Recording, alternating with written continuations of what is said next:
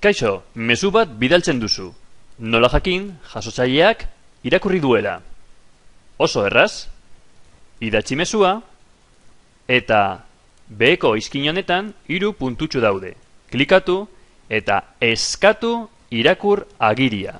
Froga egingo dugu. Honi eta honi, mezu hau bidaliko diet. Frogatu, irakur agiria eskatzeko aukera piztuta dagoela. Bidali, eta nola jasoko dute haiek?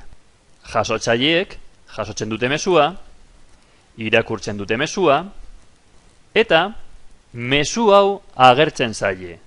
Enviar confirmación.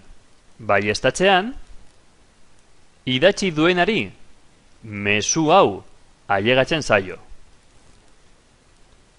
Erabiltzaileak irakurri du mezua. Ireki leihoa eta nork irakurri duen eta noiz agertzen zaio. Txostena irakurtzeko, Googleek sortzen du txosten ofizial bat.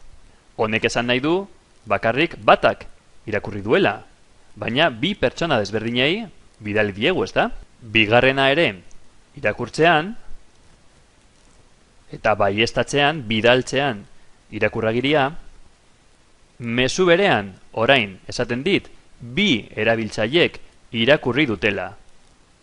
Nork noiz eta nork noiz. Gogoratu, idaztean 3 puntutxo daude.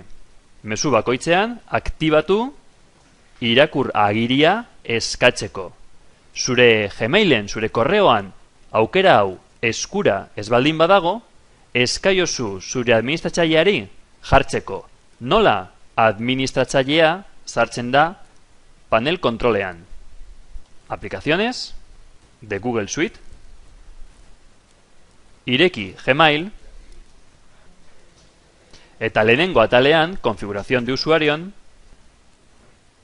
aukera ez bazaizu agertzen, esan nahi du, no permitir el envío de confirmaciones de lectura gaituta dagoela. Esaiozu mesedes gehitzeko permitir el envío de confirmaciones de lectura. Guardar, eta horrela zuk izango duzu aukera hori zure korreoan. Eskerrik asko, agur!